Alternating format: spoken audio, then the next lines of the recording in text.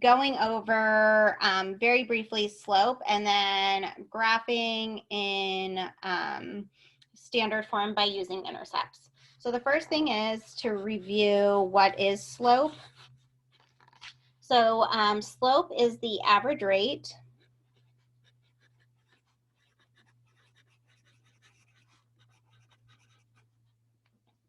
of change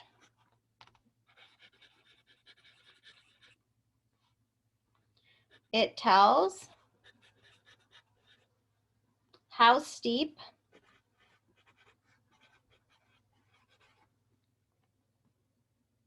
a linear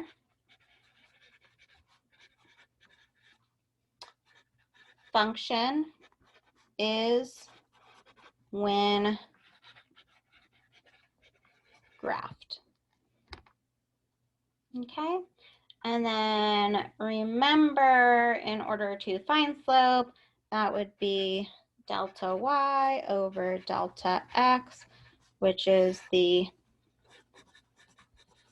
change in y over the change in x. And then the last thing would be, what does it mean by the change in? And so this would be the y2 minus y1 over x2 minus x1 formula. Okay, and that is review. So that is what we should know going into standard form today. And then just a quick reminder, when we're looking at slope, we typically see this with slope intercept form, which is the y equals mx plus b, where my m is my slope and my b is my y-intercept. And this is slope intercept form.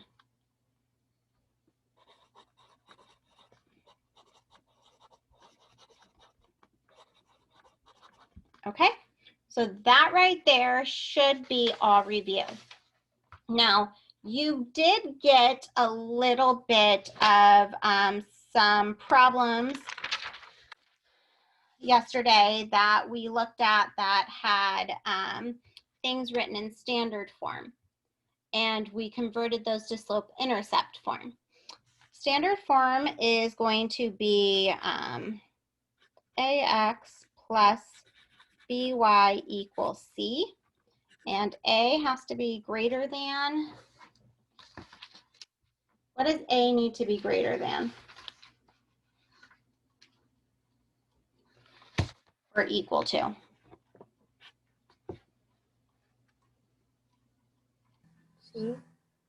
0. Yeah. A has to be greater than or equal to 0. So we need it to not be a negative. Okay, if it's a negative, then it's not written in standard form. So this right here is standard form.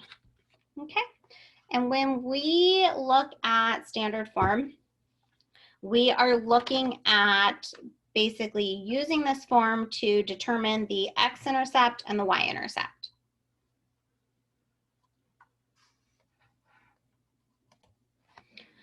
Okay, so we have standard form here. We are using standard form essentially to find the x-intercept and the y-intercept. And in order to do that, we need something here that's going to be x comma 0. Or we need something here that's going to be 0 comma y. And those would represent the ordered pair for the intercept. So if I have an ordered pair that looks like this, what do I do in order to find the x-intercept? I need to do what? Substitute y for 0. Great. And then in order to find the y-intercept, I need to substitute 0 with like for x? Right, correct. Great. So we're going to get going on that. Let's say I have here 2x plus 7y equals 14. So over here, I'm going to solve for the X-intercept, which means that I am substituting y for 0. And then on this side, I'm going to be solving for the y-intercept, which means I'm substituting x for 0. So this is a reminder about what we are doing. So I always rewrite the problem. So I have 2x plus 7y equals 14. When I substitute into a parenthesis. So I have 2x plus 7 times 0 equals 14. Now I have 2x plus 0 equals 14. 2x equals 14. Divide by 2, divide by 2. X equals 7. And then my x-intercept would be 7, 0.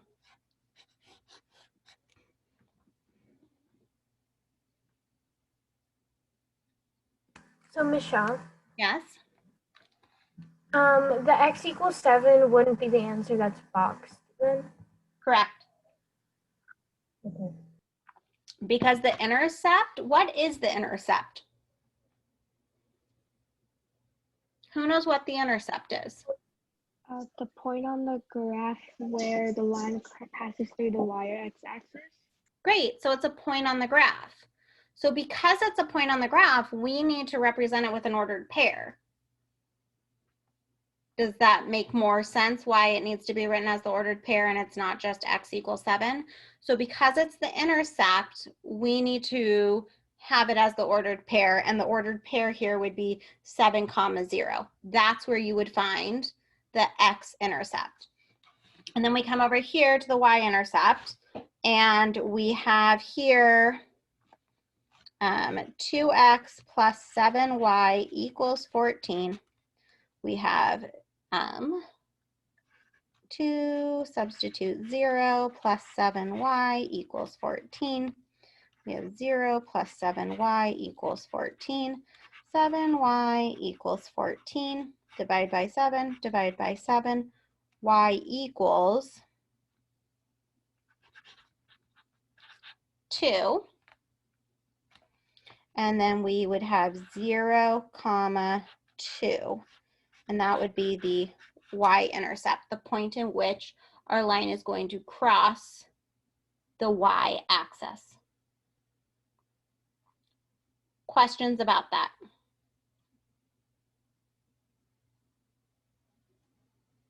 Okay, so now we are going to look at EE1,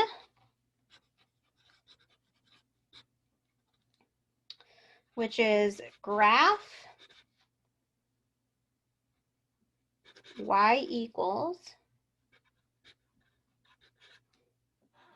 -1.5.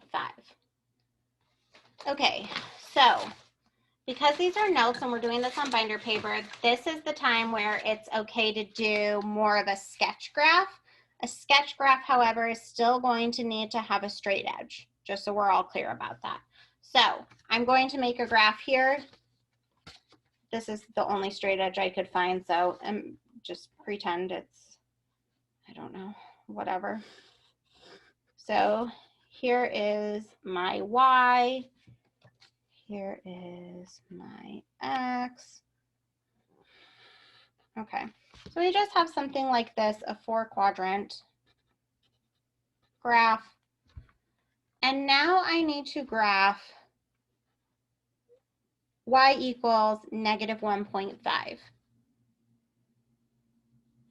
So if I have y equals -1.5, what am I looking at here? A zero slope, I think. A Zero slope, right? Okay.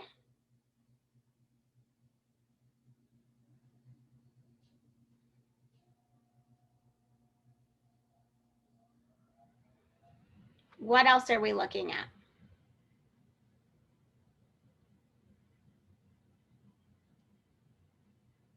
The y-axis? Okay. What do you mean the y-axis? Since there's no slope, you focus on the y-axis because it's y equals, so you have 1 point. Okay, because there's no slope, it's only going to pass through the y-axis. Okay, so then find a spot where just about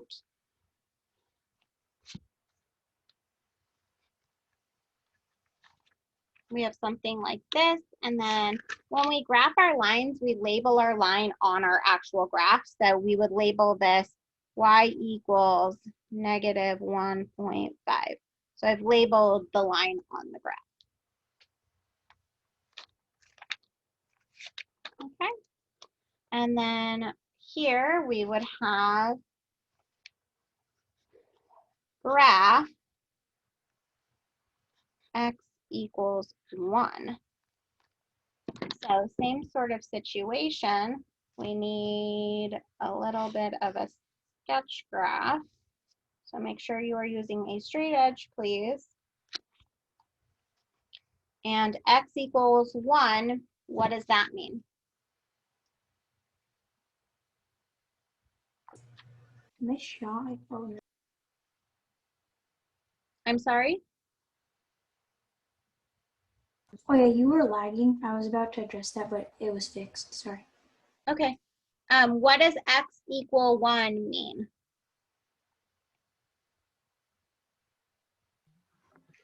There's like a no slope. Is there Or a thing called no slope? no. There's Undefined. like undefined. So it's undefined, and that means that this only passes through what?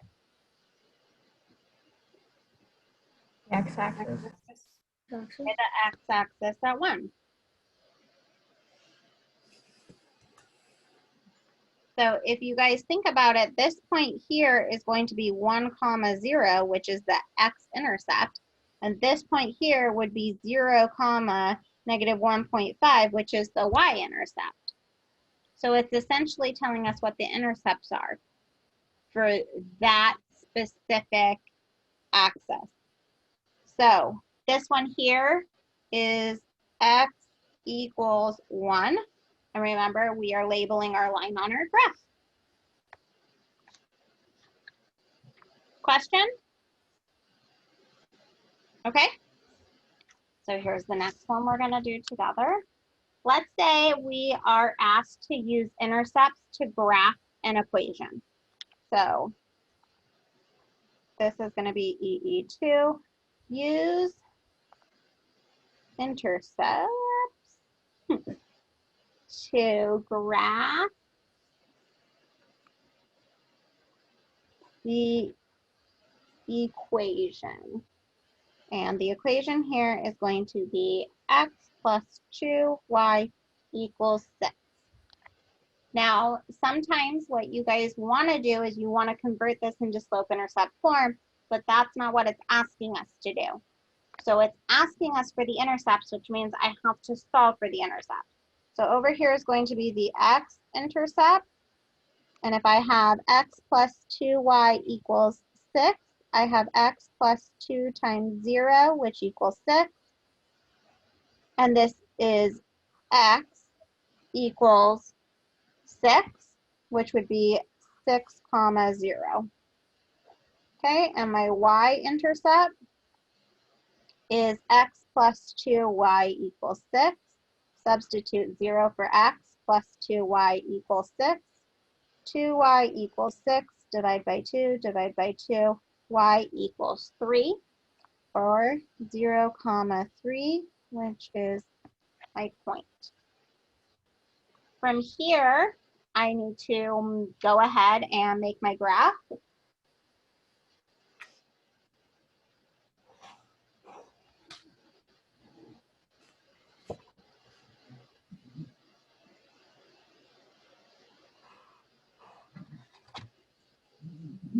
something like this. And then I'm going to go ahead and make some tick marks. So let's just pretend this over here would be 6, 0. And then up here would be 0, 3. And then what I need to do from there is I need to get out my straight edge. I have to turn this. I apologize. I can't draw a straight line otherwise. And I need to make sure that this is going to go through both points. This is a line on a graph, which means it extends. So there should be arrows if you are going to get full credit because you need to do it properly. And then I label the line on my graph. So in order to label this line, I need to go back and use the original equation, which is x plus 2y equals 6. And then that's what we have. Questions? Okay, let's look at another one together.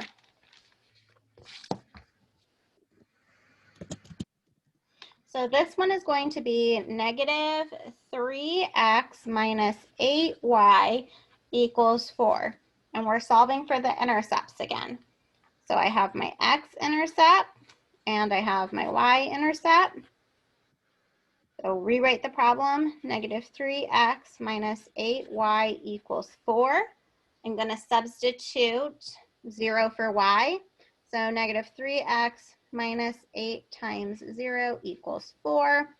I have negative 3x equals 4. Divide by negative 3, divide by negative 3. X equals negative 4/3. And then to write that as an ordered pair, I would have negative 4/3, 0.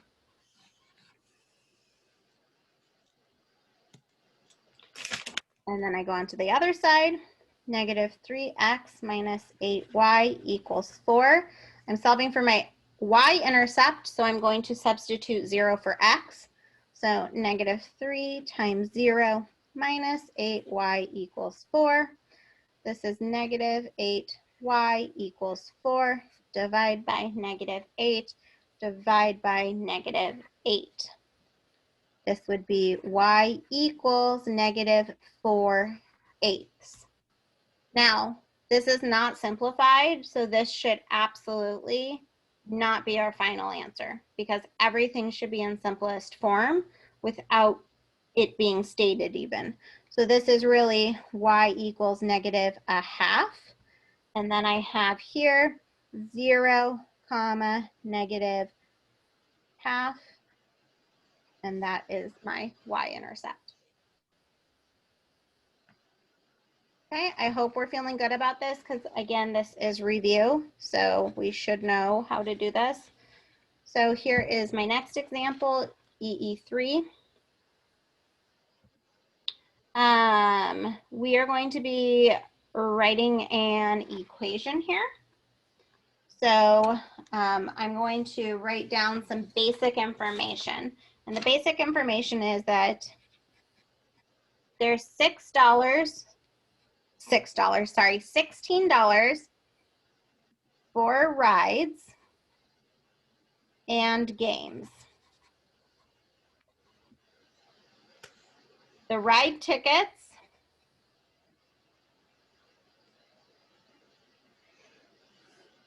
cost $4 and the game tickets cost $2. Okay, we are going to write an equation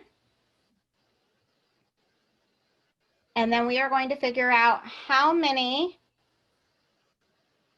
rides I could go on or how many games I could play, like the most possible amount. So for starters, what is my equation going to be here?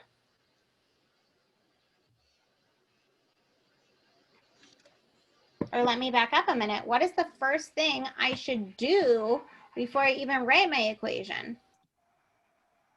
We should Define write variable. Define AX. my variables. Yes. Excellent. So x equals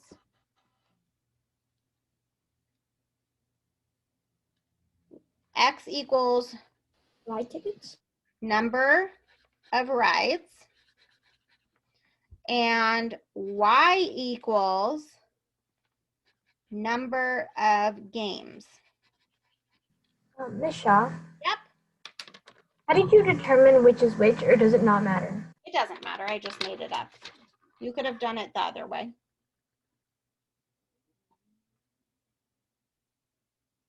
Okay. So now we're going to write an equation. So what is the rate for rides?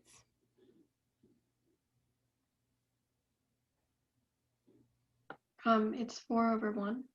Okay, so this is going to be 4x, and then what is the rate for games? 2. So 2y equals how much total, like what is the total amount I can spend at this? $16. Okay. So there we have it. Now in this situation, because there's context, what is the X-intercept going to represent? Number of rides, you can $16. The number of rides, what? The number of rides you can like go $16. You're close.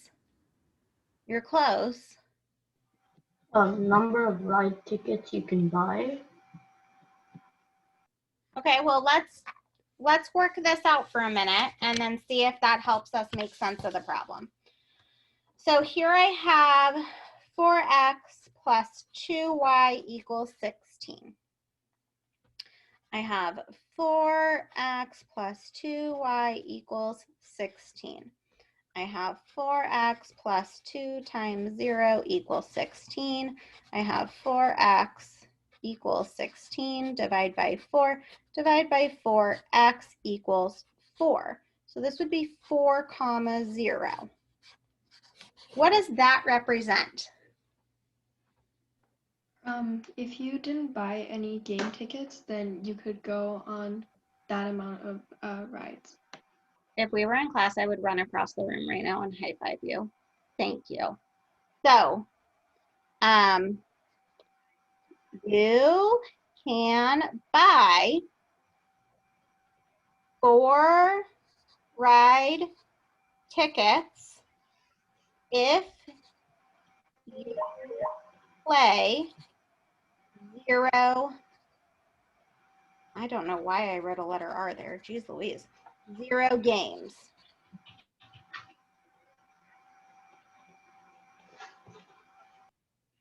Okay. So now let's look at the other side. So over here, I have the 4x plus 2y equals 16. And then I have here 4 times 0 plus 2y equals 16. I have 2y equals 16, divide by 2, divide by 2. Y equals 8. And then I would have 0, 8. And then what is this going to represent in the context of our problem? If you don't go on any rides, you can play like 8 games. So like you can play 8 games if you don't go on any rides. Okay, great. And then here's my next question.